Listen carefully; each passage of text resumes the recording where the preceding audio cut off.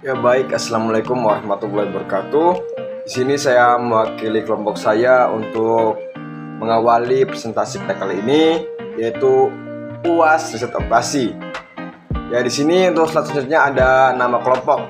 Yang pertama ada Muhammad Ali Saputra dengan NIM F521-21033. Yang kedua ada Rifan Abdillah dengan NIM F521-21041. Dan yang terakhir di sini ada Rahmat Rifki Rivaldi dengan NIM F521-21029. Selanjutnya di sini ada konsep riset operasi. Riset operasi atau operation research adalah bidang interdisipliner yang menggabungkan prinsip-prinsip matematika, statistika, dan teknik dalam upaya untuk memecahkan masalah dan membuat keputusan yang efisien dalam operasi bisnis dan proses pengambilan keputusan. Baik, untuk tujuan utama dari riset operasi adalah untuk mengoptimalkan kinerja sistem dan proses, mengurangi biaya, meningkatkan efisiensi, dan membuat keputusan yang tepat. Next, untuk di sini yang pembahasan kedua yaitu ada metode linear programming. Linear programming merupakan salah satu pendekatan matematik yang paling sering diterapkan manajerial dalam pengambilan keputusan. Tujuan dari penggunaan linear programming adalah untuk menyusun suatu model yang dapat dipergunakan untuk membantu pengambilan keputusan dalam menentukan pengambilan keputusan alokasi yang optimal dari sumber daya perusahaan ke berbagai alternatif. Linear programming adalah metode yang digunakan untuk mengalokasikan sumber daya sehingga laba akan maksimum atau alternatif gaya minimum. Selanjutnya ada model linear programming, yaitu di sini ada variabel keputusan atau variabel persoalan yang akan mempengaruhi nilai tujuan yang hendak dicapai. Yang kedua ada fungsi tujuan atau Z, yaitu fungsi yang menggambarkan tujuan dalam permasalahan LP yang berkaitan dengan pengaturan secara optimal sumber daya untuk memperoleh keuntungan, untuk memperoleh biaya minimum, dan juga lain sebagainya. Yang ketiga di sini ada fungsi batasan atau kendala, merupakan bentuk penyajian secara matematis batasan-batasan kapasitas yang tersedia yang akan dialokasikan secara optimal ke berbagai kegiatan. Selanjutnya di sini ada model standar linear. Yang pertama ada maksimum atau minimum. Untuk rumusnya bisa dilihat di belakang saya. Yang kedua yaitu ada dengan fungsi kendala atau batasan. Sama dengan yang sebelumnya, untuk rumusnya bisa dilihat di belakang saya juga. Baik, next. Selanjutnya di sini ada metode pemecahan linear programming. Yang pertama ada metode grafis. Metode grafis hanya digunakan untuk persoalan yang memiliki dua variabel keputusan. Karakteristik yaitu yang pertama ada persoalan maksimasi. Yang kedua ada untuk memaksimumkan laba. Yang ketiga ada fungsi batasan bertanda kurang dari sama dengan. Yang terakhir ada daerah visible akan berada di sebelah kiri di bawah garis batas tersebut. Yang kedua ada metode simplex. Metode simplex lebih sering diterapkan untuk persoalan yang memiliki variabel keputusan lebih dari dua. Cuman kata salah kemarin telurnya itu. Ya, selanjutnya di sini ada metode linear programming, metode simplex. Metode simplex atau simplex method adalah salah satu teknik yang digunakan dalam programan linear untuk mencari solusi optimal dari suatu masalah programan linear. Metode simplex dikembangkan oleh George Detzky pada tahun 1947. Programan linear adalah teknik matematis untuk mencari solusi terbaik dalam situasi di mana terdapat beberapa alternatif yang bersaing dan memenuhi kumpulan kendala atau batasan. Ya, oke, baik, saya lanjut, yaitu metode dual sensitivitas.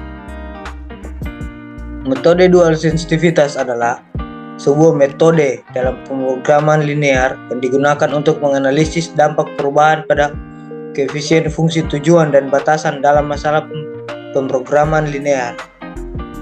Dalam pemrograman linear, fungsi tujuan dan batasan-batasan dirumuskan sebagai persamaan atau ketidaksamaan linear dengan variabel keputusan. Tujuan dari masalah pemrograman linear adalah mencari solusi optimal yang memaksimalkan atau meminimalkan fungsi tujuan dengan memenuhi batasan-batasan yang ada. Metode dual sensitivitas membantu dalam memahami bagaimana perubahan pada koefisien fungsi tujuan dan batasan dapat mempengaruhi solusi optimal. Metode ini melibatkan perhitungan koefisien dual, yaitu nilai bayangan dari setiap batasan, serta rentang nilai yang dapat diubah tanpa mempengaruhi solusi optimal.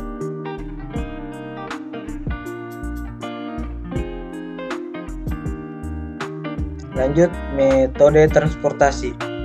Metode transportasi adalah metode yang digunakan untuk mengatur distribusi dari sumber-sumber yang menyediakan produk yang sama ke tempat-tempat yang membutuhkan secara optimal. Metode ini berhubungan dengan distribusi suatu produk tunggal dari beberapa sumber dengan penawaran terbatas menuju ke beberapa tujuan dengan permintaan tertentu. Asumsi dasar model transportasi adalah biaya transport pada suatu rute tertentu proporsional dengan banyaknya unit yang dikirimkan. Karakteristik metode transportasi yang pertama yaitu suatu barang dipindahkan dari sejumlah sumber ke tempat tujuan dengan biaya seminimum mungkin. Yang kedua yaitu atas barang tersebut tiap sumber dapat memasok suatu jumlah yang tetap dan tiap tempat tujuan mempunyai jumlah permintaan yang tetap. Berikut adalah model metode transportasi, bisa dilihat di layar. Oke, lanjut. Jenis-jenis dalam metode transportasi. Yang pertama yaitu metode Northwest Corner, metode yang memulai langkah awalnya dari pojok kiri atas. Yang kedua ada metode least cost, metode yang mempertimbangkan hal-hal yang ada dalam metode transportasi, yaitu biaya selnya sehingga mendekati solusi optimal yang diinginkan. Berikutnya ada metode Vogel's approximation method, metode yang jauh lebih mendekati solusi optimal dari jenis metode lainnya. Namun metode ini relatif lebih rumit dalam menentukan solusi. Oke, ya berikut adalah contoh metode transportasi. Jadi, total biaya transportasi terendah adalah 70 dikali 5 ditambah 50 dikali 6 ditambah 70 dikali 15 ditambah 10 dikali 12 ditambah 80 dikali 3 adalah 2060. Berikutnya pemrograman sasaran atau goal programming. Pemrograman sasaran merupakan metode hasil pengembangan dari metode linear programming. Metode ini memiliki satu atau lebih tujuan yang digabungkan dalam satu fungsi tujuan. Tujuan dari pemrograman sasaran adalah meminimumkan kesimpangan. Pendekatan dasar dari pemrograman sasaran adalah menetapkan satu sasaran numerik tertentu dari tiap tujuan, merumuskan suatu fungsi tujuan dari tiap-tiap tujuan, dan mencari solusi yang meminimalisir jumlah deviasi dari fungsi tujuan ini dengan sasarannya masing-masing. Pada metode goal programming ini terdapat variabel dan fungsi linear dengan komponen positif dan negatif. Metode goal programming on preemptive goal programming. Semua sasaran dapat dibandingkan tingkat kepentingannya melalui bobot. Yang kedua yaitu preemptive goal programming. tingkat kepentingan sasaran dinyatakan dengan prioritas. Terdapat dua pemecahan masalah dalam model ini, yaitu sequential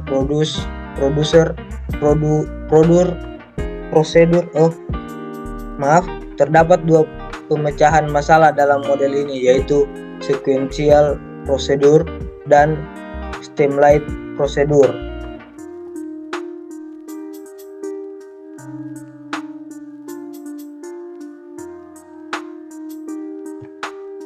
Formulasi goal programming. Yang pertama yaitu tetapkan tingkat prioritas tiap goal. Yang kedua, tetapkan bobot tiap goal. Yang ketiga, bentuk program linear awal. Yang keempat, selesaikan program linear saat ini. Yang terakhir adalah bentuk program linear baru. Berikut adalah contoh pemrograman sasaran yang bisa kalian lihat di layar. Berdasarkan pertimbangan, perusahaan menargetkan profit sebesar 30.000. Perusahaan telah membuat kontrak dengan distributor untuk memenuhi produksi 5 lampu setiap shift minimalnya. Berapa lampu dan kipas angin yang harus diproduksi oleh perusahaan dalam satu shift kapasitas mesin agar profit tercapai? Slide berikutnya akan dijelaskan oleh teman saya. Iya, saya menyambung dari saudara saya. Langsung saja, di sini ada contoh pemrograman sasaran. Nah, berdasarkan pertimbangan perusahaan menargetkan profit sebesar anjing bukan ini Pak Q.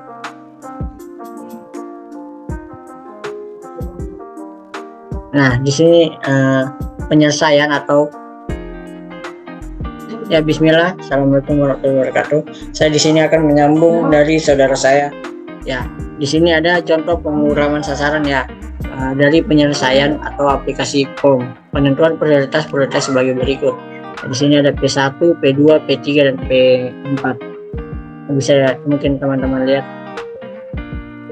Nah, kemudian di sini ada hasil. Nah, jadi jumlah produksi yang dibutuhkan adalah 5 buah lampu dan 0 kipas angin dengan waktu pemotongan dan perakitan selama 10 menit untuk mendapatkan hasil yang paling optimal. Nah, mungkin bisa dilihat pada gambar. Nah, kemudian pemrograman bilangan bulat. Nah, pemrograman bilangan bulat atau integer programming atau IP adalah bentuk lain dari programan linear atau linear programming atau LP, di mana asumsi divisibilitaskan melemah atau hilang sama sekali. Nah, bentuk ini muncul karena dalam kenyataan tidak semua variabel keputusan dapat berupa bilangan pecahan. Integer programming merupakan teknik dari linear programming dengan tambahan persyaratan semua atau beberapa variabel bernilai bulat non negatif.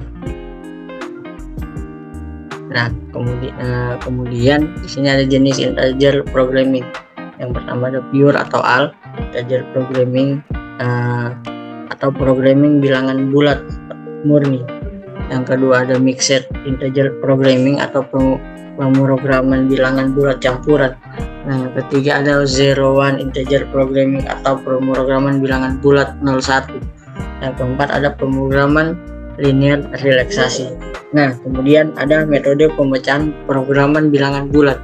Nah, yang pertama metode grafis, sama seperti metode pemecahan dalam programan linear dalam bentuk grafis, namun dengan tambahan pembatas, yakni variabel keputusan, sebagian atau semua berupa bilangan bulat. Nah, kemudian yang kedua ada metode round off. Metode ini memberikan cara konvensional terhadap permasalahan pemrograman bilangan bulat, yakni melakukan pembulatan atau round off terhadap solusi optimal bila dimungkinkan. Kemudian metode blend and bound.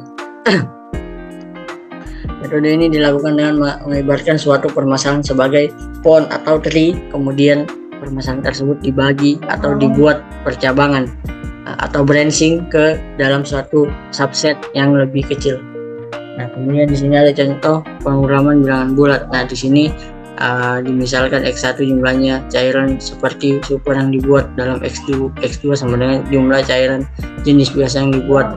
Nah, kemudian dimaksimalkan, kemudian masuk di kendalanya dari 10X1, 2X2, lebih kurang dari sama dengan 100, 4x1 2x2 lebih kurang dari 50 dan x1 dan x2 lebih besar dari sama dengan 0. Nah, dan bisa dilihat terkait metode grafisnya. Nah, juga ada contoh pemrograman bilangan bulat untuk mencari tipe E dengan menyelesaikan 2 baris kendala. Mungkin bisa dilihat. Nah, untuk hasilnya cairan jenis super dan biasa yang dibuat sebanyak 8/3 liter. Kemudian mungkin sekian presentasi dari kami.